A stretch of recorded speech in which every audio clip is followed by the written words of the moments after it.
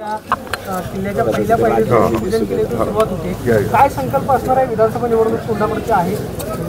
महाराष्ट्राचं आराध्य दैवत छत्रपती शिवाजी महाराज यांच्या जन्मस्थानाच्या या किल्ल्याच्या पहिल्या पायरीचं दर्शन घेऊन महाराष्ट्रात रयतेचं राज्य आणण्यासाठी निर्धारपूर्वक आम्ही शिवस्वराज्य यात्रेची आज सुरुवात करतोय.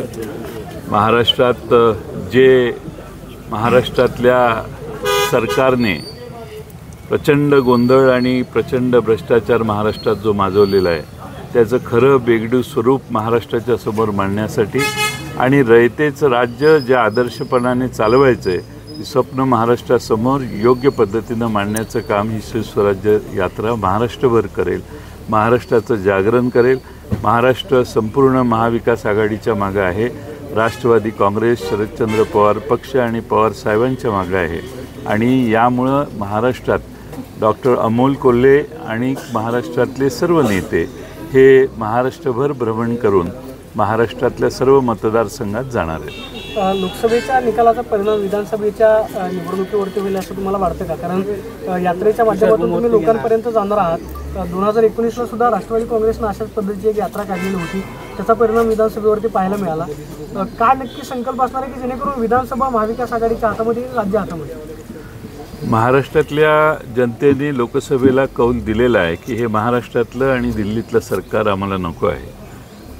48 पैकी 31 खासदारांनी भारतीय जनता पक्षाचा पराभव करण्यासाठी फार प्रचंड पाठिंबा आम्हाला दिला आणि महाराष्ट्रातलं हे सरकार जाणं हे महाराष्ट्राच्या हिताचं आहे ही महाराष्ट्रातल्या जनतेची खात्री आहे आणि म्हणून लोकसभेच्या निवडणुकीच्या नंतर अधिकचा उत्साह आम्हाला जनतेमध्ये कार्यकर्त्यांच्यात दिसतोय आणि आमची यात्रा साधी आहे, काही इव्हेंट नाही आहे, फार मोठी आमच्याकडे अर्थव्यवस्था नाही आहे, पण साधेपणाने महाराष्ट्रातल्या जनतेला सामान्य माणसाला मनाला जाऊन भिडण्याचं काम हे डॉक्टर अमोल कोल्हेंच्या नेतृत्वाखाली महाराष्ट्रभर आम्ही करू.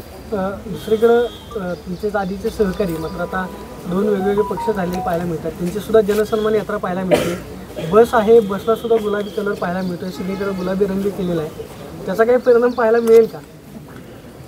आम्ही जनतेचे रंग घेऊन चाललेलो आहोत.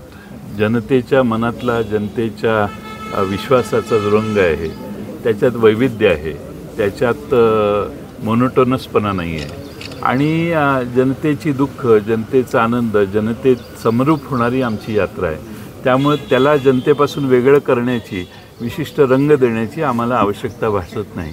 आम्ही जनतेचेच आहोत. जनता आमच्या मागं आहे, जनता आमच्या बरोबर आहे आणि म्हणून आमची साधी यात्रा महाराष्ट्रात शेवटपर्यंत सामान्य माणसाच्या मनाला स्पर्श करून जाईल. 2 दिवसांपूर्वी उद्धव ठाकरे दिल्लीमध्ये गेलेले होते. अशी एक चर्चा आहे की महाविकास आघाडीचं मुख्यमंत्री पदाचा चेहरा म्हणून उद्धव ठाकरे यांच्या नावावरती चर्चा झाल्याची माहिती मिळते.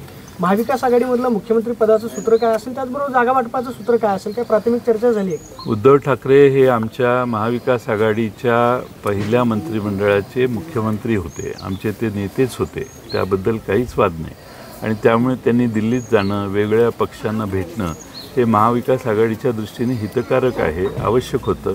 ते जाऊन आले याचं आम्हा सगळ्यांना समाधान आहे आणि आम्ही एकत्रित एकसंघपणाने उद्याच्या निवडणुका लढवणार आहोत. जागा वाटपाबाबत काही चर्चा झाली? जागा वाटपाबाबत चर्चा नाही आहे, अजून सुरू नाही. पहिला एक फेरी परवाच झाली. आता पुढच्या फेऱ्या लोकसभेच्या अधिवेशन संपल्यानंतर चालू होतील. शिरूर लोकसभा क्षेत्रातील किती विधानसभा खरं तर राष्ट्रवादी लढणार आहे महाविकास आघाडी? आता त्याच्याबद्दल आकडा सांगणं योग्य होणार नाही, कारण आमच्या महाविकास आघाडीच्या चर्चा पूर्ण होण्याच्या आधी प्रत्येक जिल्ह्यातल्या प्रत्येक मतदारसंघातल्या जागा सांगणं हे महाविकास आघाडीच्या चर्चेत व्यत्यय आणणारं होऊ शकतं. तिथले स्थानिक आमदार अतुल बेनके पुन्हा राष्ट्रवादी शरद पवार गटातील अशी सुद्धा चर्चा, यात काय तथ्य?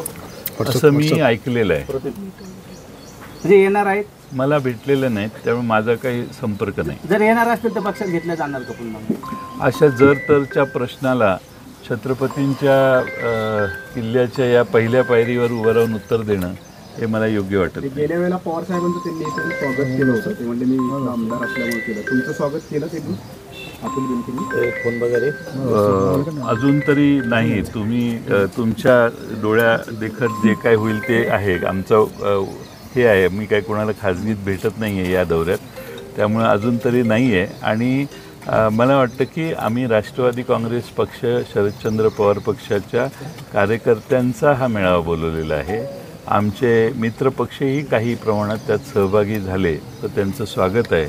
पण जे आमच्याबरोबर नाही आहेत ते येतील अशी अपेक्षाही आमची नाही. शिवस्वराज्य यात्रेची पर्व 1ची यात्रा आणि आत्ताची यात्रा काय फरक वाटतो, बदल काय वाटतात?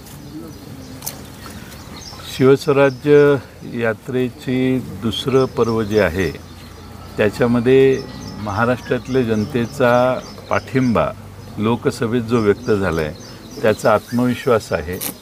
महाराष्ट्रातली सत्ता आमची येणार आहे याबाबत सर्वच महाराष्ट्राला जो विश्वास निर्माण झाला आहे तो विश्वास आज आमच्याबरोबर आहे.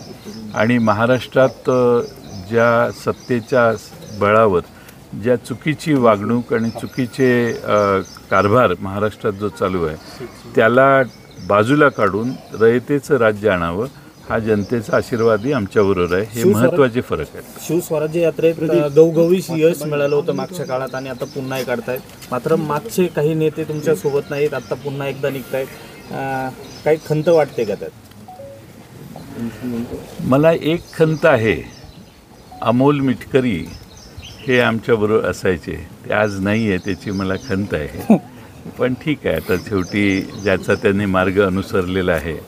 पण त्यांची आणखीन बाकीचे आमचे बरेच सहकारी नाही आहेत.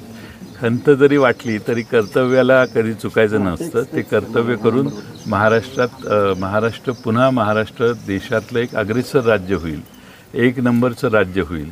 या युतीच्या काळामध्ये महाराष्ट्रात आम्ही गुजरातच्याही खाली गेलो. या सगळ्या खंत आमच्या मनात आहेत आणि त्या सगळ्यांची दुरुस्ती करण्याचं काम आम्ही भविष्यकाळात करू. या यात्रेचं नेतृत्व अमोल कोल्हे करतायत. पुढच्या काळात हा महाराष्ट्राचा एक नवीन वेगळा चेहरा राहणार आहे अशी एक चर्चा आहे. काय गणित राहतील? हा नवीन आणि वेगळा नाही आहे, हा आमचा चेहरा आहे. आणि हा वेगळा नाही आहे, सगळ्यांचाच चेहरा आहे. दिल्लीच्या राजकारणातून ते महाराष्ट्राच्या राजकारणात प्रमुख पदांवरती दिसतील का? आता दिल्लीला ते इतकी उत्तम कामगिरी बजावत आहेत की त्यांचं प्रत्येक भाषण महाराष्ट्रातला संसदेतली भाषणं ऐकणारा प्रत्येक जागरूक नागरिक हा त्यांचं भाषण ऐकतो.